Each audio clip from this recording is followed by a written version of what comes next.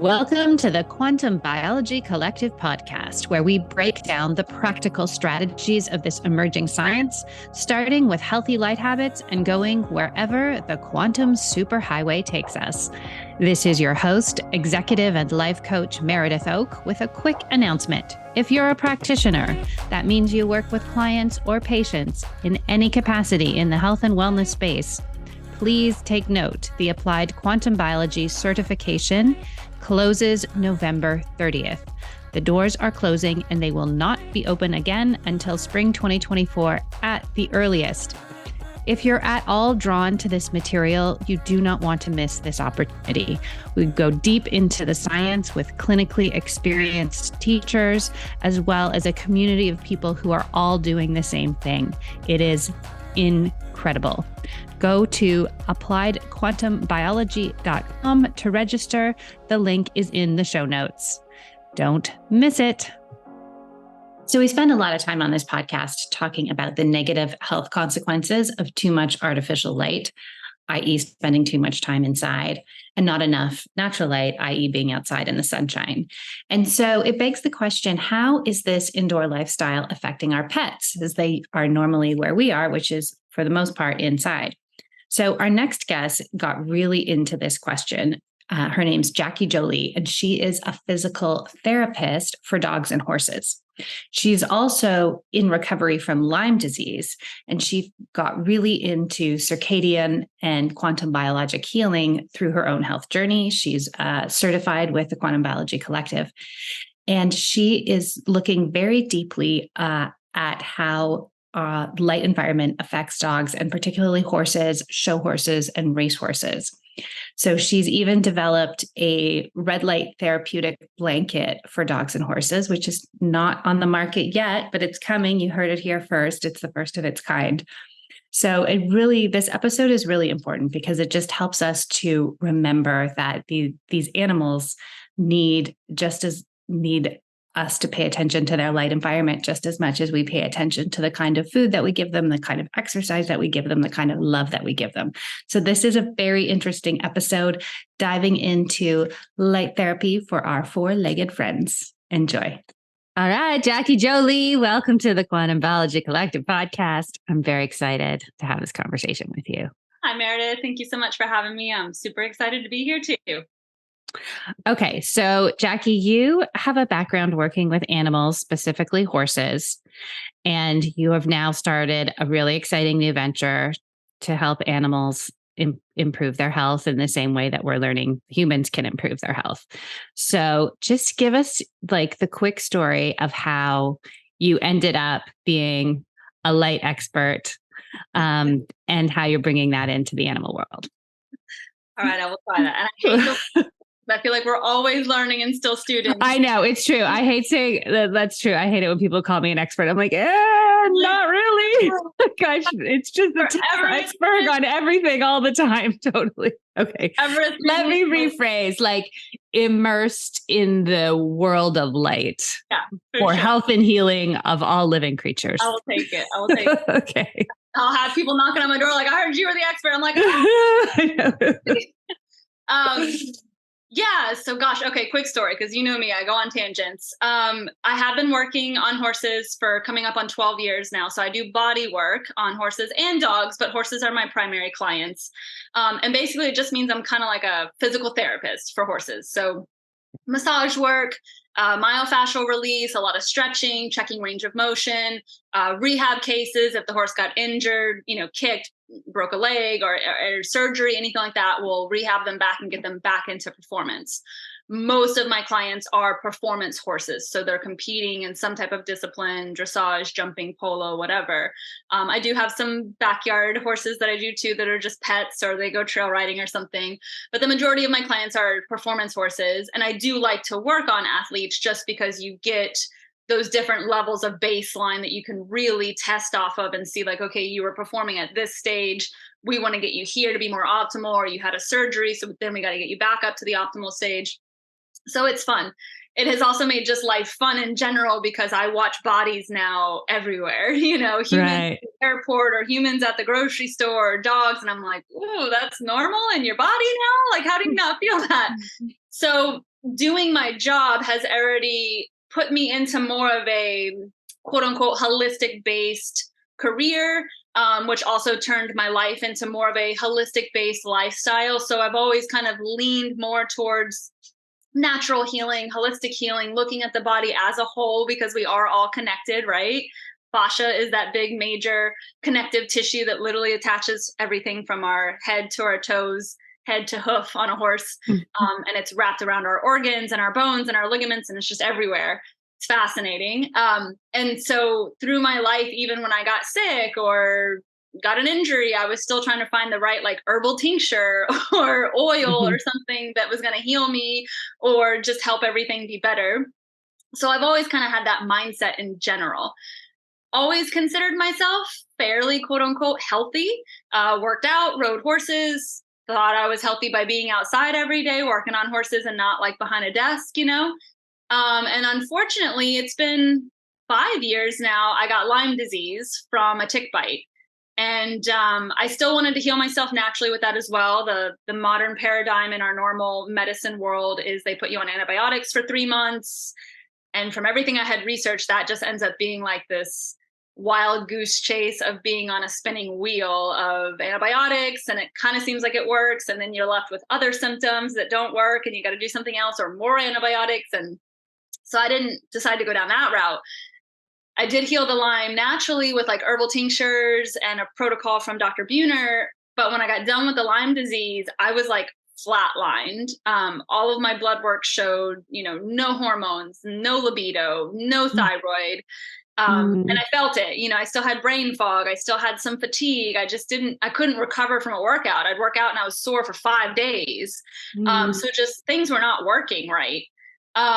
Luckily I had a friend, and you've had him on the podcast, Jim Laird. He's always been a good angel of mine in my life. And he had come across the work of Dr. Jack Cruz and quantum health and light.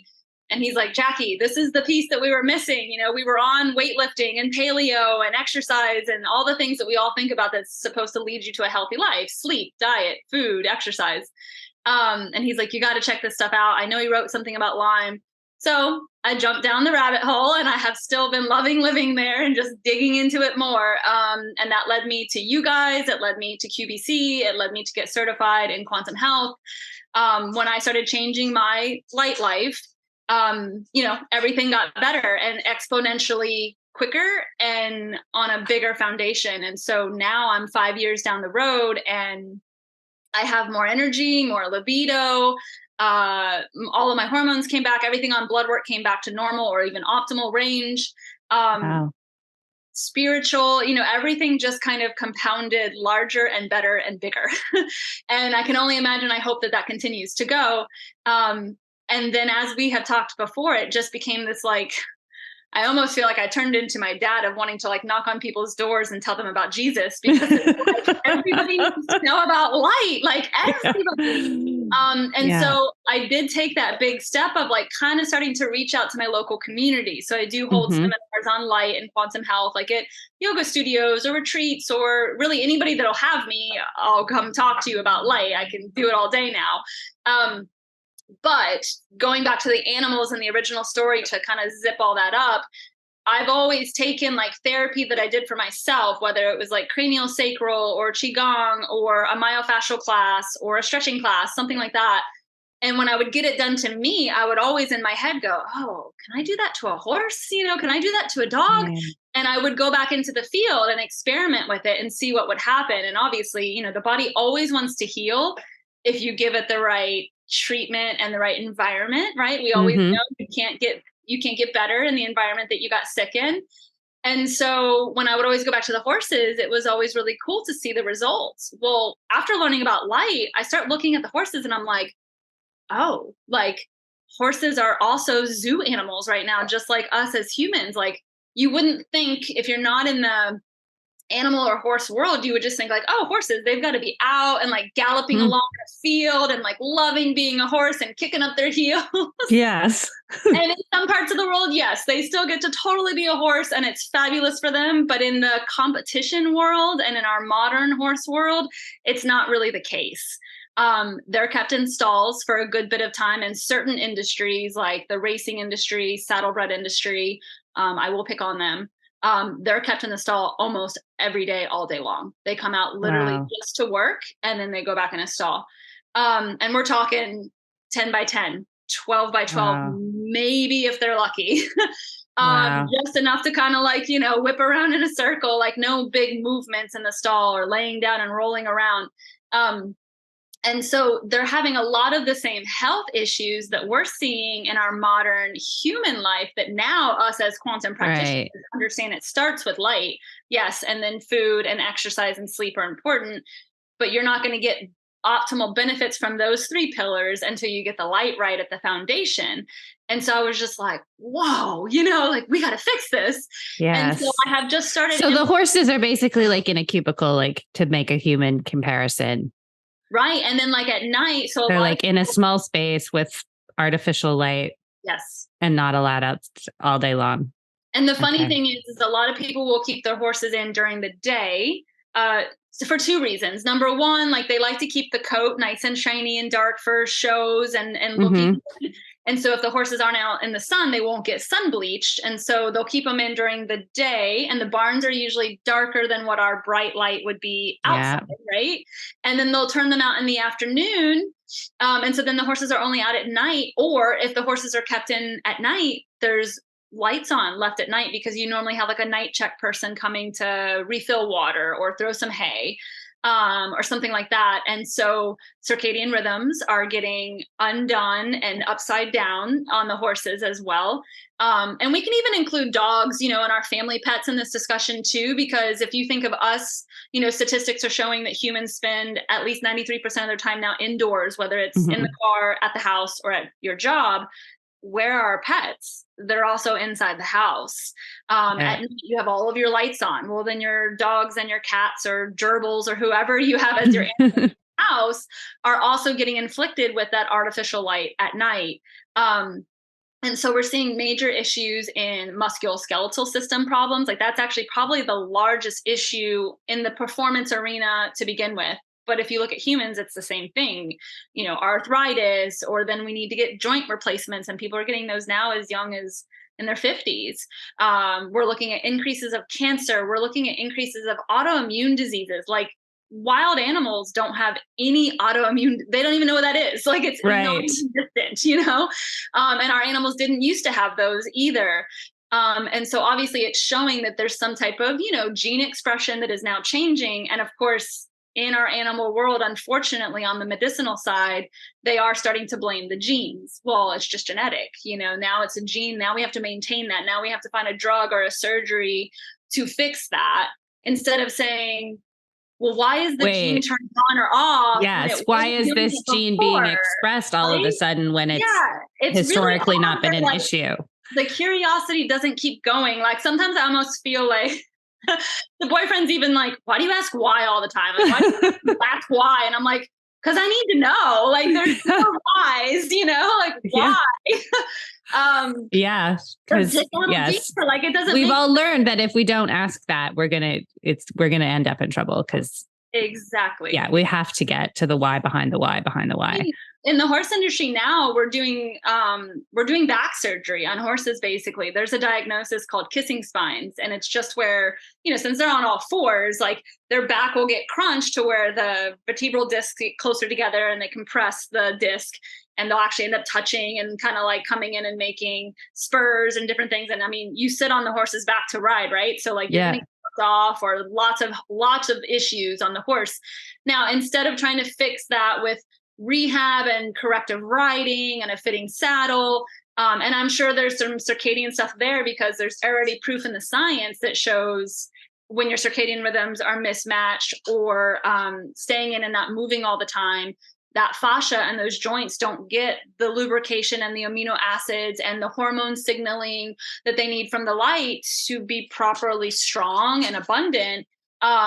And so now we just go, oh, we have a surgery for that. Let's cut open their back, Right. And like, okay. Well, as opposed to like trying to find the root cause of it. And I'm glad you mentioned it that way, right? Because I like to highlight this in every conversation. I cover light a lot on this podcast because it needs to be covered a lot. We need to keep hearing this story and versions of it. And one of the things that I think is really important to highlight is that we tend to think of circadian rhythm as like, oh, whatever, like when I'm jet lagged, or, if it's like as a specific acute situational thing.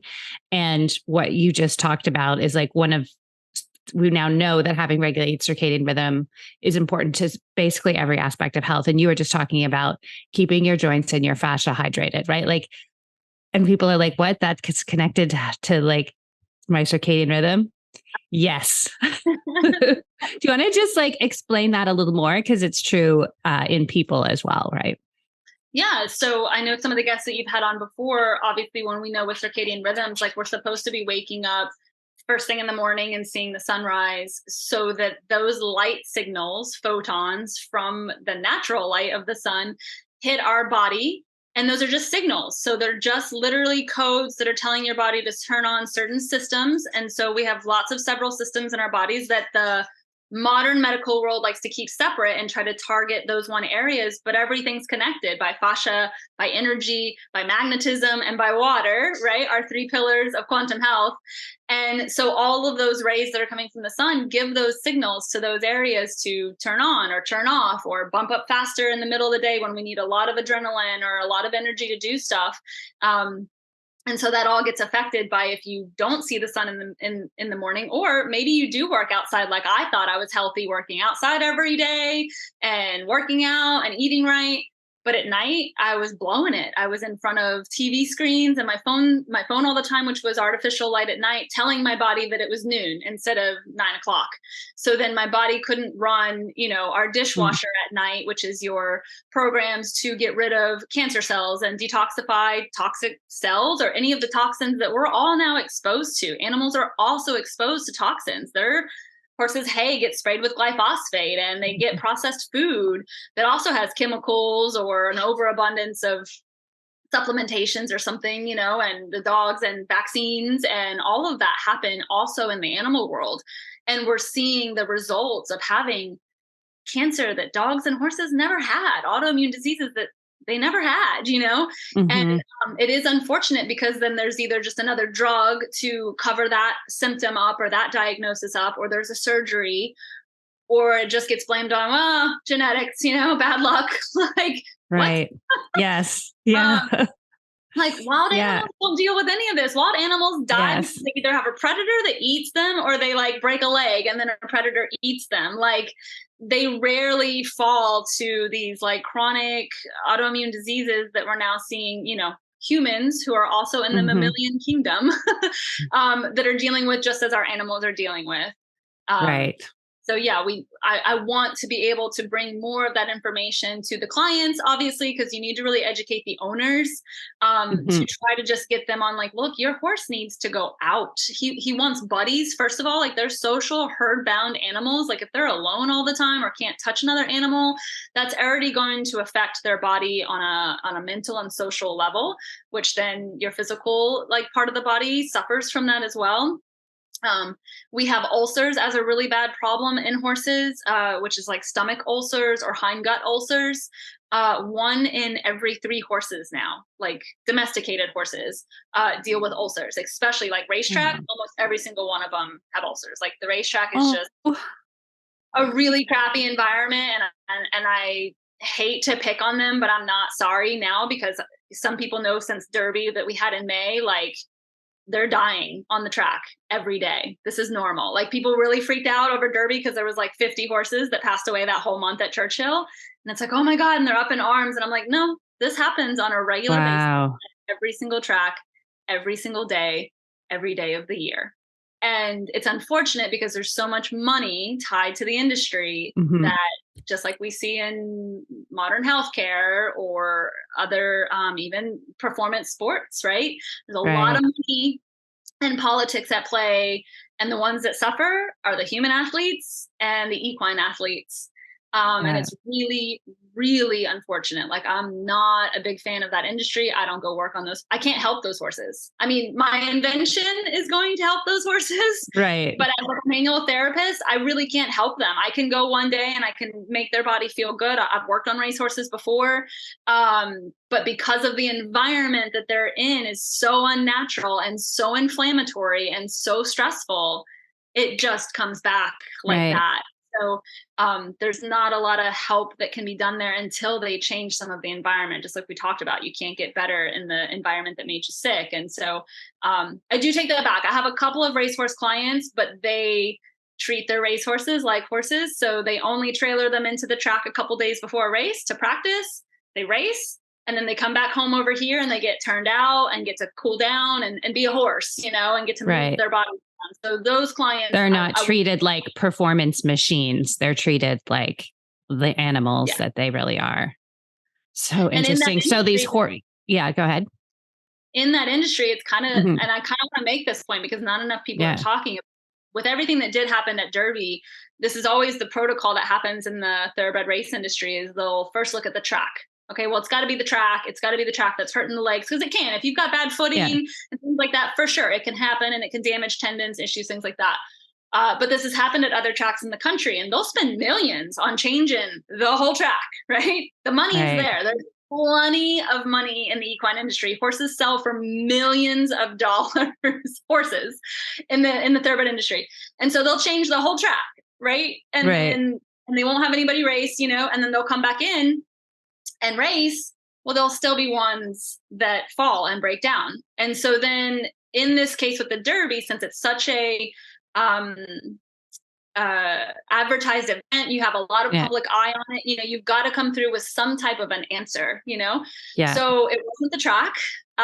So then they'll bring in like a really well-known vet, and they did. And I know the guy, he's from a world-renowned veterinary clinic in Lexington, Kentucky. And in his answer, it's very much like our modern medicine. Like there's just enough truth put into the article to suffice public awareness. He's obviously an educated surgeon, veterinarian that's been in the field for 40 years. Like, I don't denounce him by any means.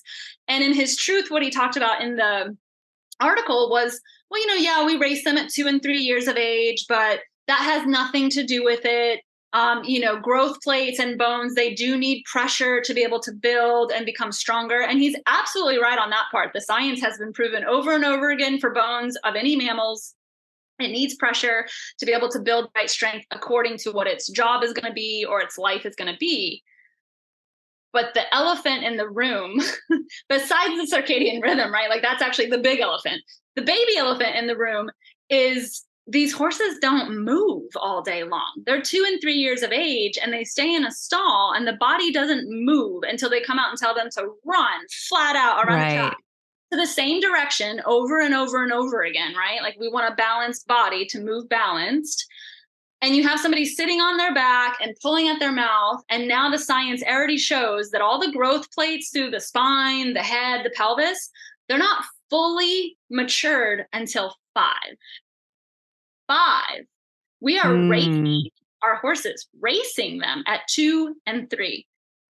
And because they can do it and because there are winners and because there's lots of money involved, it just keeps going. And now they just want to blame it at, well, must be the track or must be genetic. Right. We're now breeding bad. But really, we're forcing their bodies into a very unnatural system of movement with not a lot of flexibility and choice. And I'm thinking about now, like when my interview with Jim Laird, where he talked about like children needing to crawl and climb and roll around and do all these things. And your body needs to move in all these different directions and do all these different things.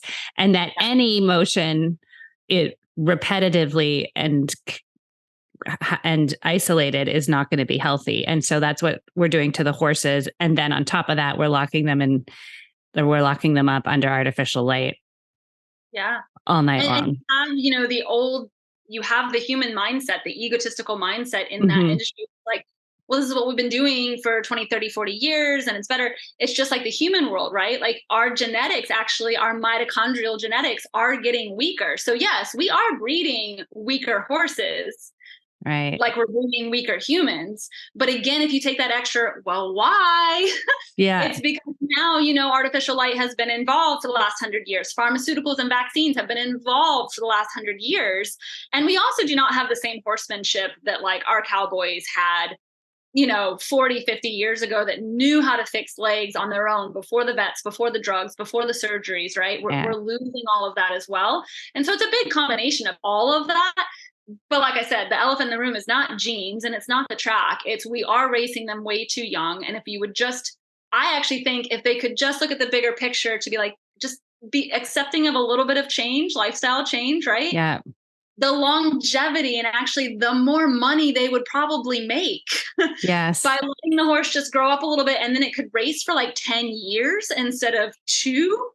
Man, and I'm the one that's been working on these horses several years after the track. So I know what their body feels and moves and looks like. I see all the dysfunctional patterns that are in the body from what they were programmed at 2 and 3 years of age. So anyways, this podcast is not about the racing industry, but that's just an example. But you know what? It's a very useful metaphor and analogy for what we do to ourselves, right? What we do to our children if we don't think these things through. And, I was just talking with Nick Tan, who's a health coach, and he was talking about, hitting the health wall, like in his early 30s. And I'm thinking of all these people I've talked to, like you, who hit some sort of wall. I mean, it's just like the horses, right? Like it's happening earlier and earlier. And he was talking about, his lifestyle, and he would like work late at night and entertain clients late at night and then like work all day on the computer. And it's like, but people did that all through the 80s and 90s and even early 2000s, right? And they didn't hit a wall when they were 34 years old, right? Like they maybe weren't the healthiest people in the world, but we're just like, you're seeing the horses dropping. We are seeing people dropping, right? And so I think all of these factors are so important. So even if people listening aren't connected to the horse world, like this is, as you're saying, like society level thinking being applied to living systems, and it's not working out too well. Well, I mean, and even I think Jack Cruz used to say, like, your animals and your dogs should be your was it a canary in the coal mine, I think. Like if your dogs are starting to suffer a lot of health issues, cancer or an autoimmune disease or some type of like diabetic metabolic, like who had an obese horse before? Who had an obese dog before? Like what? Yes. But if they're starting to suffer these things, they should be your first sign that like something in your environment and something you're doing is not quite right, because they're much more sensitive to things in the environment than we are as humans, because most of them are prey animals. Our dogs are predators like us, but your horses and some of these other animals, they're prey animals. So they're very sentient, sensitive beings, and they respond very quickly to what's going on around them because they don't want to die from like the big black bear or the cougar around the corner, So it's always a good sign to pay attention to like the health that's going on in your animals in your home as well, because they can give you a lot of. That's super interesting. Yeah, that's true. So if you have a dog or a cat that has some kind of unexplained health issue or they're getting really obese, even though like they're not necessarily overeating as much or whatever, it could be inflammation from the environment, which is a nice red flag for the humans in the environment as well. Yeah. Okay. So let's circle back to when you started implementing light protocols and optimizing your light environment for your own health. Okay. Just like let us know like the key things that you started out with when you first started out. And then we'll get a little bit into red light therapy and what that is. Okay, perfect. Yeah. Definitely the number 2 things that I always tell people, if they can just get 2 things changed and right, they'll be golden over everything else. Because of course in life we have so much, the diet, the vitamins, the pills, the supplements, the doctor, all the things, and it gets really overwhelming. But when I did hear about the light, and of course it just sounds, I think it's actually our biggest barrier in quantum health is it literally is so simple and so strong at the same time. But because it's so simple and us as complex humans in this modern world now, we're like, nah, it can't work being that simple. There's no way, right? But when I heard it all, I was like, well, that's free. I got nothing to lose. Might as well try. Right? So The first protocol I did was getting up first thing in the morning. I was not looking at my phone. I was not turning on any lights in my house. And I was just taking my dogs for a sunrise walk, 30 minutes. So it moved my body first thing in the morning as well, because sometimes I wouldn't get a workout till the afternoon or whatever. Mm-hmm. But I would get a 30-minute walk in every morning at sunrise, no sunglasses, no sunscreen, no contacts, none of that business, right? And just walk the dogs. And that was my first just routine of like seeing the sunrise for 30 days. Well, lots of things changed. I mean, number one, you feel good. It started giving me energy for like the whole rest of the day.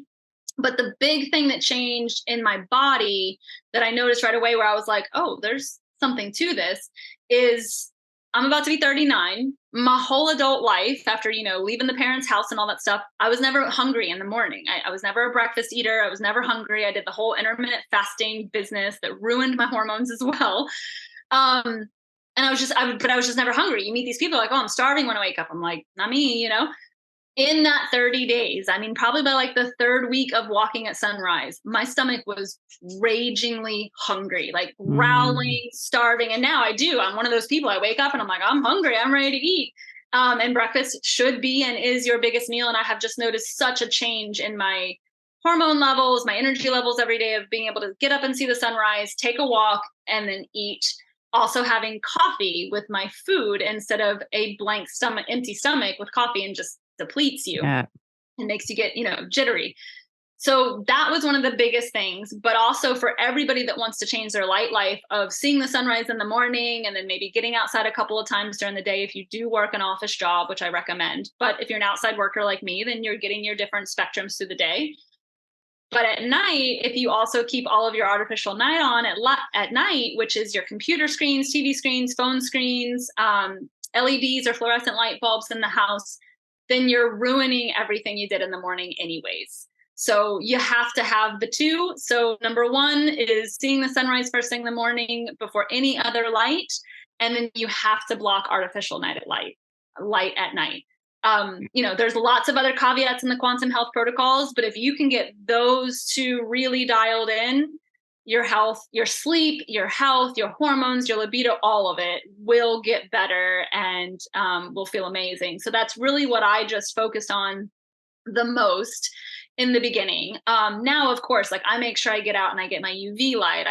I sunbathe naked. I do cold plunges. My diet's always been pretty dialed in as far as like being paleo. Mm-hmm. I have kind of shifted that into more of a seasonal diet. So I try to kind of eat like what would be in season at this time of the year. I work really hard at trying to get done eating before dark. It's very hard in the winter for me. But I do work hard on that. And I do see a difference. Like when I can be dialed in on it, I see a much bigger difference in my metabolism, the shape of my body, the tone of my body. That one's probably my hardest one to keep up with just because of scheduling. But those are kind of the things that I really lock in on, no Wi-Fi connected. I don't have my cell phone on my body. I've got it protected by a case. Airplane mode whenever I'm not using it. All of those things are obviously important additionals that we can add on.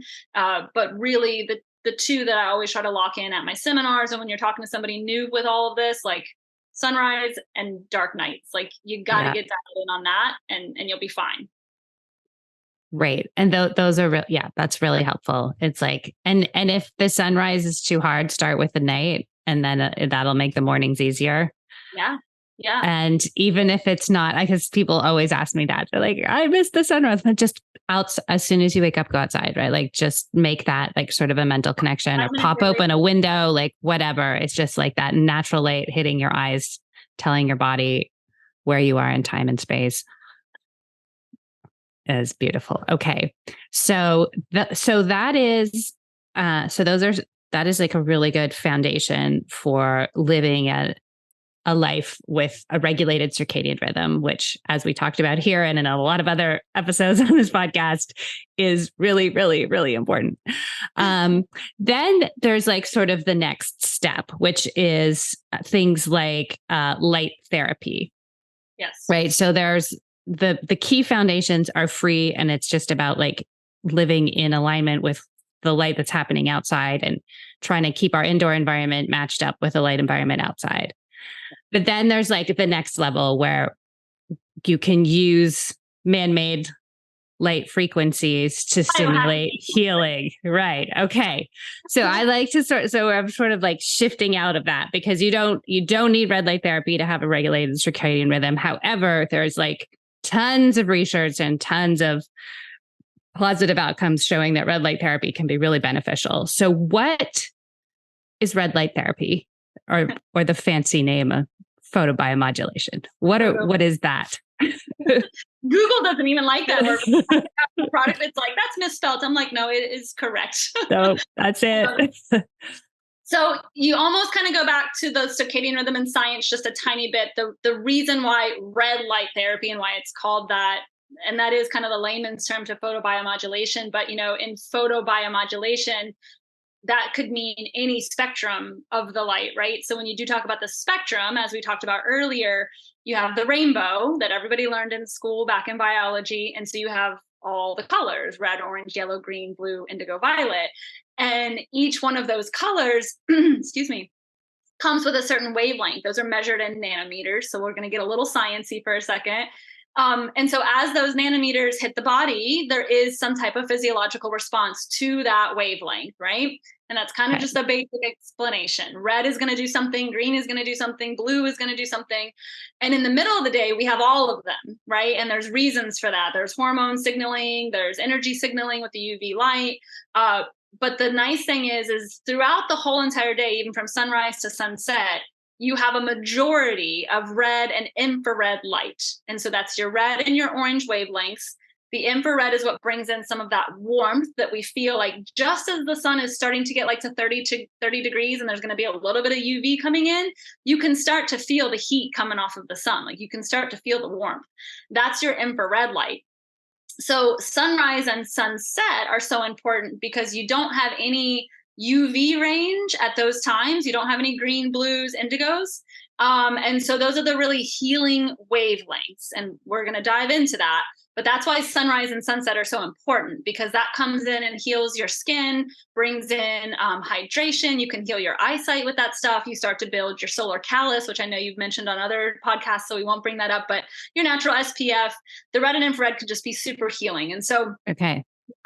So just to recap, so when the sun rises in the morning, as it goes through the day, it has different colors spectrum that is coming out of it, and every minute it's kind of changing that color spectrum. Our bodies are programmed to receive that as information. It tells our bodies what to do, but the blue light is there like at the height of the day, and then it starts to recede. But you're saying the consistent colors are the red and the orange and the infrared. They're always there as like your big brother, like protecting you and healing you and just making sure, because the blue and the indigo is bright and strong, right? And the UV gets damned and such a bad reputation when it's on its own, like in a tanning bed or from our blue light at night, from our tech devices, because it's just blue all by itself, and it can be damaged. It is damaging when it's by itself. In the middle of the day from the sun, you have your big brother of like red and infrared light that just keep you protected, and guiding you. And so the sunrise and sunset is where it's safe enough to sun gaze if you wanted to get into that, or meditate, or try working on healing your eyes or your skin for SPF. And this is all the same for our animals, right? Like we're all animals, we're all in the mammalian kingdom. So even as we talk right now, kind of human based, just remember this podcast is for the animals as well. So it's all across the board.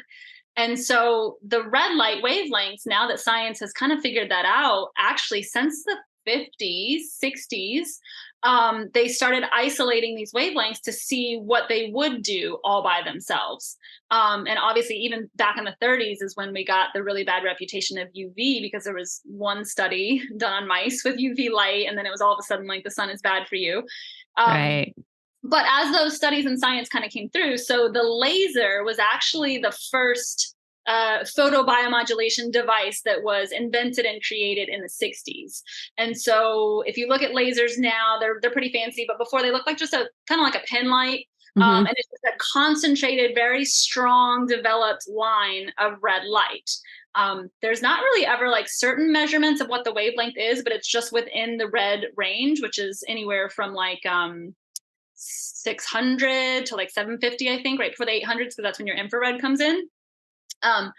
The lasers don't usually produce too much heat with infrared. It's just straight like red and concentrated. So it's very strong. If you think now in our modern days, there's lasers that cut you open for surgery. Yeah. There's lasers that cut through steel. Like this shows how powerful, like it's just light.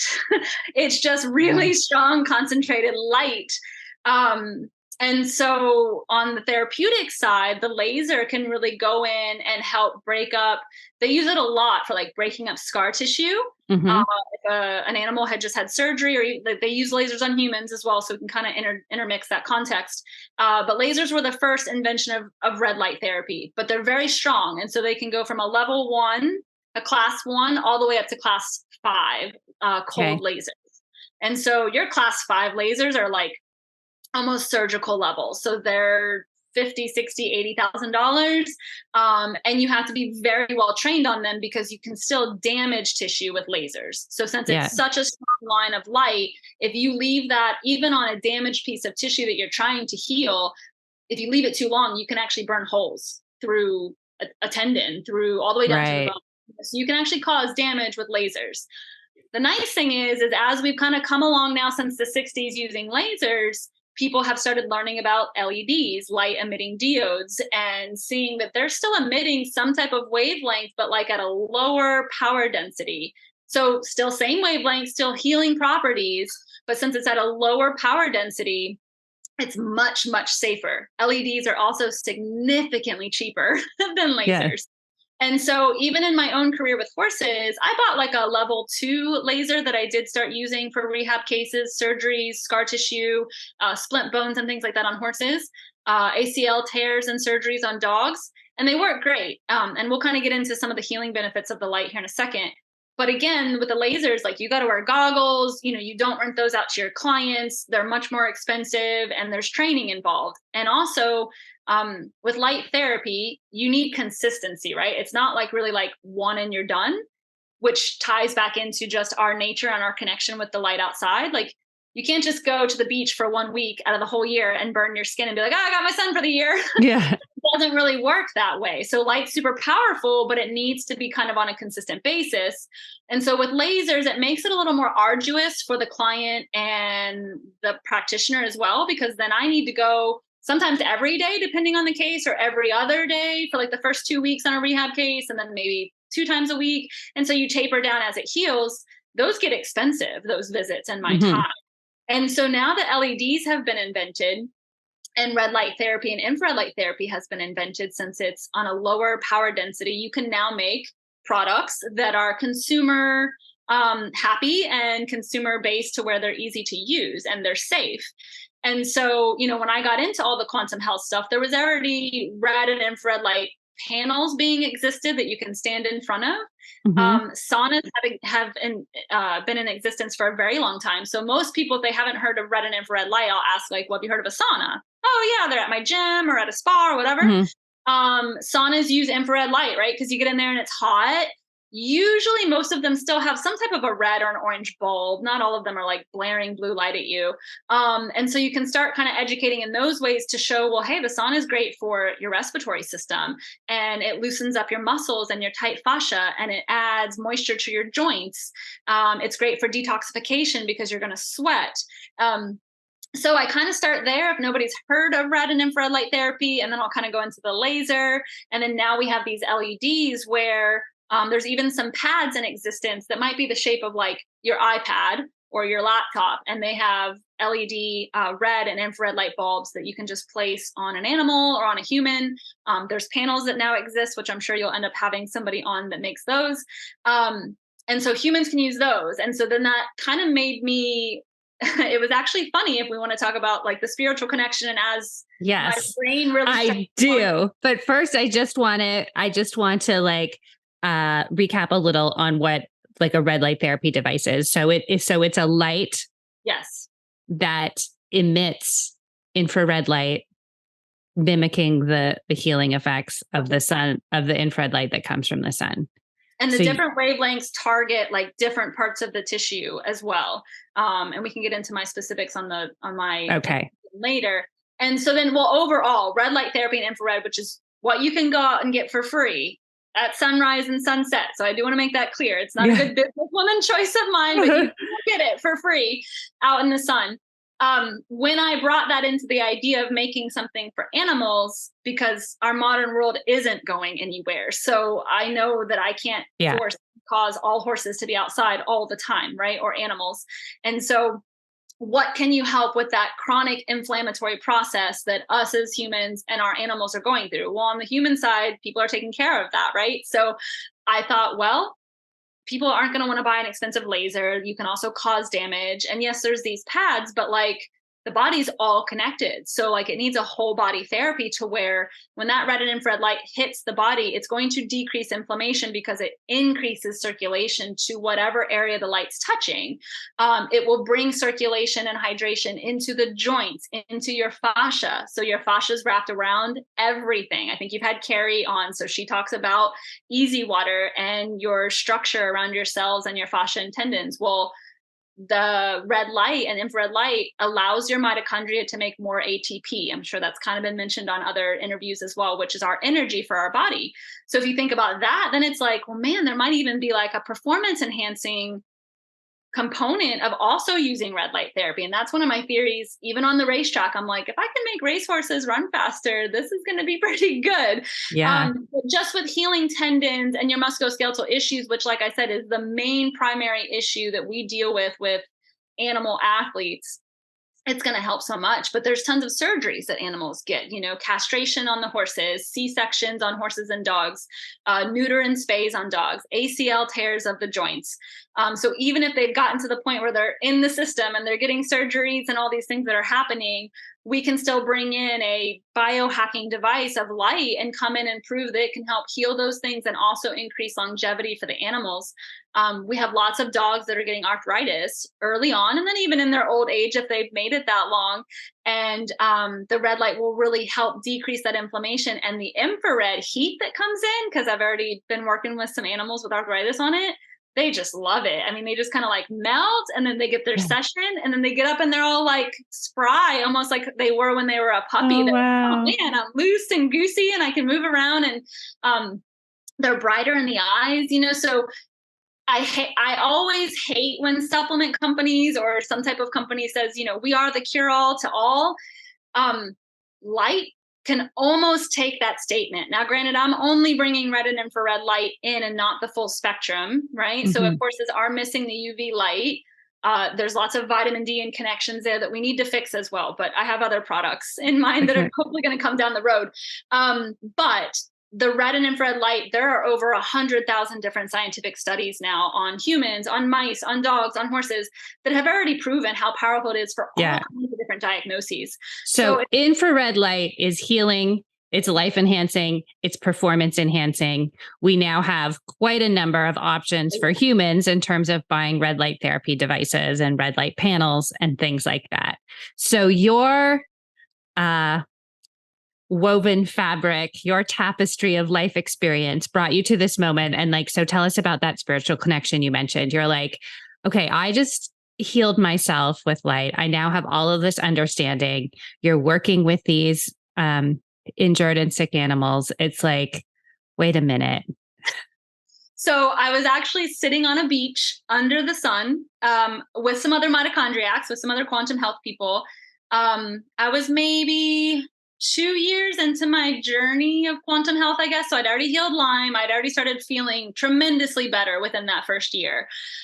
And I've always been a curious person, obviously, right? Always asking why. And so my mind is always kind of spinning and going and thinking. And so it's a common thread I notice in the mitochondriac community. Yes. And, people that had already been in the quantum mitochondriac life a little longer than me talks about, downloads from the sun and from the energy. And I'm like, oh, that's pretty cool, and you wonder sometimes, like, why does something just pop into your head that came out of nowhere? Obviously, I'm an entrepreneur. I've definitely been one my whole life. I had 2 invention ideas previously in my life that I just never took up. I never followed. I never jumped, right? Mm-hmm. Obviously meant to be, because now the third one is the one. But I was just sitting on the beach and everybody's kind of talking, and red light therapy was kind of coming up in the conversation, and just boom, like all of a sudden in my head, I was like, I wonder if there's a blanket for like animals, like so that it's a whole Yeah. body and it covers the whole body. Yeah. And I sat there and I kind of like smirked and smiled and I was like, all right, I need to go home and research that. And so I did. I started going down just the initial points like you would with inventing anything. And like I said, the panels existed, lasers obviously existed, and some pads had already been produced from some companies here that you could just put on one isolated area, maybe the leg Right. or on the butt or something. Yeah. There was no blanket invented at all. And I was like, dude, inventions come, when there's a lack of something with something. Yeah. I'm not reinventing the technology. I'm just using the technology to now reinvent like a better product. And so the company is called Equisol, Equisol. And so I already have prototypes in hand of a full blanket for dogs and for horses. And so like this is a red light therapy blanket. Red and infrared. So red and infrared. Okay. Yeah. And so and there's a size for dogs and a size for horses. And there'll be several sizes because obviously we have different. Well, yeah, there's different size dogs, but there's prototypes for those two types of animals. Yeah. Yes. And actually, okay, this is really cool, Jackie. And I just want to say, like, we've chatted on and off for a couple of years and like seeing this idea form in your mind. And like, you're like, oh, I'm like up to my eyeballs in research and I'm doing all these things. And now like to have you here telling me about the product and that you've been out and it's made and you're working with it. Right. We haven't launched, like it's not available for sale yet. Of course, okay. Early. This is definitely the teaser, but I'm far enough along in my patent process that I'm protected to be able to feel comfortable talking about it publicly. I have prototypes in my hands already. So that's where I'm at as far as like tweaking and testing and seeing the sizes and the measurements and just making sure everything is kind of good to go before we actually launch. My goal, hopefully, on this podcast, which will hold me to it, is to launch with dog blankets late spring in the new year. And then I would assume that horses are going to be about 6 to 12 months after that. There's still a little more research and a little more tweaking. The horses have really got to be like creme de la creme in that industry. And so I just want to make sure, and they're a lot more expensive to produce. Obviously, they're much bigger, lots more lights. But I've been able to test my dog prototype already on clients' dogs and my dogs. And we've done some bell boots on horses and working on laminitis and foundering issues and inflammation issues. And like the animals just melt, like they love it. It feels really good. And they move around like crazy afterwards, like just feeling really great. And so even for my brain down the road, a lot of people will start a company and just sell whatever they're selling and promise all kind of promises. But obviously like the why in me and the scientific brain in me, like I want to really do true studies out in the field once we really get going. I do think this is going to bring performance enhancing to our equine athletes. You just got to figure out timing. And I go back to like animal and human model studies and stuff on that. And so I want to find people in the thoroughbred industry or other industries that are willing to bring this in and say, okay, like let's test this and let's really figure out where your optimal levels are and where it can really help on the performance enhancing side, because that's just fun. I know it's already going to work because it's already been proven on the rehab side and the inflammation side. Like that's already proof in the pudding. It'll be great to do research on that too. But the performance enhancing part is going to be really cool that I'd like to get some true research behind it. So there's definitely like plenty of levels and foundations of this business to work on from it. But yeah, that's my baby and that's my idea. The blanket will be kind of like whole body. It'll look just like people can buy, cute sweaters or jackets for their dogs and horses. Yeah. It will look just like a blanket. The dog will have a collar that kind of comes and sits about here. So it'll still kind of shine onto the head in case there is any type of cervical or cranial issues going on, tooth issues with the dogs. It should come enough to where that light is still going to bring in therapeutic benefits to that tissue. And then there'll be a belly band that goes underneath as well. So that's going to help with your C-section issues, your neuters and spays, and then any type of, like Great Danes get bloat a lot. So I'm hoping that it's going to help in cases like that or any type of abdominal issues. And then on the horses, same thing. It'll be a full blanket with a belly band. So horses deal with a thing called colic as well, which is like a big stomach upset that can be fatal sometimes or need surgery sometimes. And I'm hoping with at least like gas colics, that usually they have to do a lot of walking and a lot of Banamine and anti-steroid and non-inflammatory drugs for. I'm hoping like if we put the blanket on for the 15-minute dosage time, will it pull them out of that colic? So that would be a really cool theory to try to research and study. They'll also have the horses will also have a neck piece that comes up and then a pole piece. So the top of the head of a horse is called a pole. And so we'll have ear holes cut and it will actually sit like this, because for horses, with us riding them, we put a bit in their mouth and we ask them to do a lot of like pulling and collection. And so like their TMJ joint here and down into like the jaw and mandible can really get some bad issues. And there's a lot of sensitive sinus cavities there as well. And so having the pole piece here connected, it will touch the TMJ point, and that should affect everything like within the hyoid and temporals and ears and down into the mandible. So they'll kind of be covered almost like a Halloween costume, you know, but it's going to be pretty cool. And then we're also going to make leg wraps and bell boots to help with like hoof issues and leg issues. Those kind of already do exist. Like I didn't invent that pattern, but we will sell those as well. Yeah. But the blanket design is the actual invention and patented design that will come out.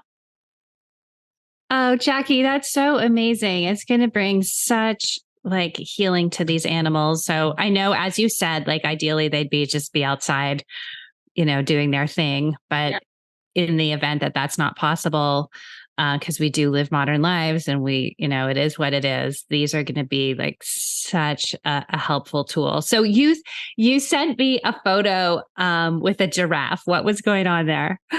Yeah, I got contacted 2 weeks ago, right before I left my trip. We have a organization and business here called Global Wildlife. Kind of one of those companies where you can go in like the covered wagon wheel train kind of thing and take your kids and you can feed. There's like a wild animal conservancy. So they've got gazelles and ostriches and kangaroos and water buffalo. And so you can go through and like feed the animals. And they also have a giraffe sanctuary, and they breed giraffes at this specific company. I think they've got like 11 giraffes now. So it's a pretty big deal. And like, they're well known for that. And obviously once they get too many giraffes for like their area, they'll find somewhere to kind of send the giraffes off to either other zoos or other conservancies. And they had a baby that was born. She was rejected from her mom. It was a new mom. And so she was a bottle fed baby anyways. She's about 6 months old. And she must have had like a slip and a fall out in the field after they had turned them out for the first few times.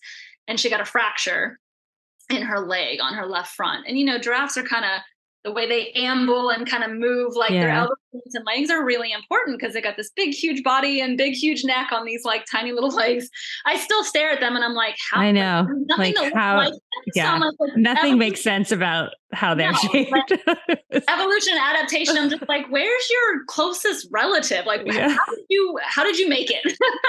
They're cool though. I mean, they're very calm. Like their energy is very calming, and they walk real slow. You know, like they're cool. Yeah, they amble. Like, yeah. So what was cool is they have a main giraffe vet that travels the whole East Coast. He's like the giraffe guy. He lives in Pennsylvania. So he comes down and works on their giraffes here. And so when she got the fracture a couple weeks back, he was like, well, if you can find somebody in the area that does laser therapy or red light therapy, that could really help the leg. Because it was swollen, you know, and she wasn't feeling too good. And I was like, oh, that was really cool that a vet like recommended that. And so through the grapevine in the area, they got my name. And he had at first recommended laser, but then I told them about like the pads that I already had that I was using kind of just for my own research as I was developing the blanket. And I said, I really think you guys should use the pads just because all you have to do is get actually kind of close to her leg. She's still not quite sure about humans yet. You know, she was young and then hurt. I said, with the laser, I said, I really can't leave that with you guys. And then that means you need me to come out every single day. And I really need to get the laser like on the skin. And so anyways, we left the pad and they had started using it on her.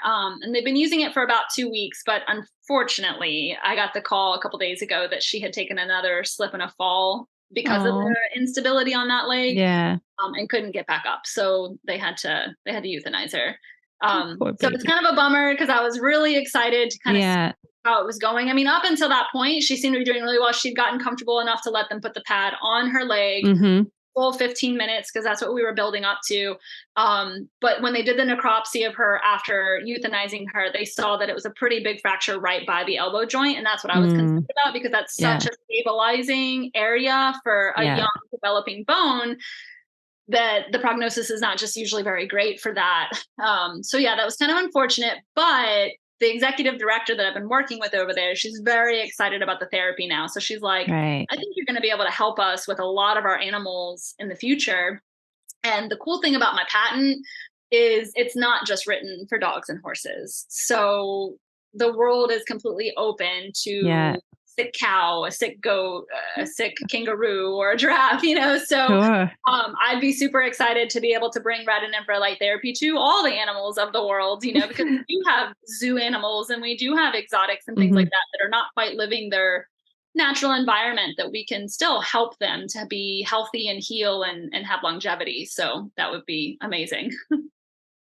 Wow, Jackie, congratulations. This is really cool. I think it's really exciting. And for anyone listening, I know we love our pets so much and we always want to help them. So if someone wants to follow the journey and find out when they can order a blanket, where should people find you? So I do already have a Facebook and an Instagram page, just under Equisol. So it's EQUISOL. Okay. The website is being developed as we speak. So if you go to equisol.life, LIFE, that will be the website. You can go there already and now sign up with your email for like our newsletters and all of our updates. You'll get the first ones. So then that way we'll be able to start telling you like, okay, the launch is coming soon and this is when you can pre-order. Like I said, the dogs will come first just because that's how it's going in development at the moment. Yeah. But then horses significantly after. And we definitely plan to have full programs of teaching about the red light therapy and the studies. There's lots of articles coming out now, both on human and animals. And I hope to be able to end up producing some of those of my own.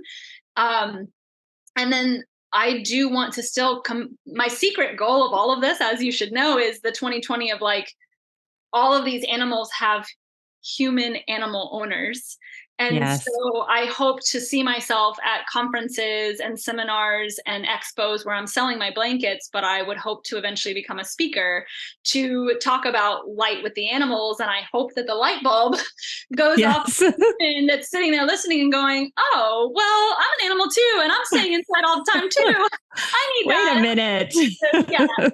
And I do. And I have several other products also that I want to get into development that will even just help the circadian rhythm side for animals as well. Like we're already using light in the domestication of animals and even for like breeding and infertility. So I'm hoping that link and that light bulb moment doesn't take much for the animal industry owners to be like, oh yeah, we are doing that. Oh, I didn't realize light's so powerful. Oh, I'm an animal too, So like I'm that's what we can bring, which just helps, the light message be spread bigger and more beyond, and to be able to help the animals, but then also end up also helping the humans at the end. So yes, the secret and goal. They are, the animals, they are our guides in many ways. Right. And like having, we got a dog almost, I got a dog because I live next to this beautiful forest preserve and I just wasn't going for walks. And I'm like, if I had a dog, I would be, because I would want to take care of that that precious little creature. And it worked. We do. Right. And you were, got out with your dog. So, if nothing else, our desire to be compassionate with our pets is anything that's good for them will be good for us. And I definitely leading each other down the path. Yes. I definitely know now, like I came here to help animals. Like this is my purpose. This is my power. This is what I'm supposed to be doing. And I already kind of knew that now that I've been in the body work for so long. Like when you start doing those things and in our own health, you're doing all the vitamins, you're doing all the things, and there's just still something like missing, and it literally was the light train. That was the last train to board and get on and be like, okay, this is the answer. And then everything else kind of just falls in line, which is fantastic. So if we can, bring that to the animal side, I'll be very happy. Yes. Well, you're doing great work. And yes, Jackie, I see you. You are here to help the animals and the people. You've helped a lot of people too. So it's been such a pleasure. Thank you so much for sharing all of your hard-won wisdom and all of your exciting future plans. Yeah, thank you guys so much for having me. I hope to come on and bring some more information on board whenever you want. I look forward to it. We will do it again soon. Thanks, Meredith. This has been the Quantum Biology Collective podcast. To find a practitioner who works from this point of view, visit our directory at quantumbiologycollective.org. If you are a practitioner, definitely check out our Applied Quantum Biology certification to consider as part of your continuing education plan. You can also just jump into our email community. We'd love to hear from you. Again, that's at quantumbiologycollective.org.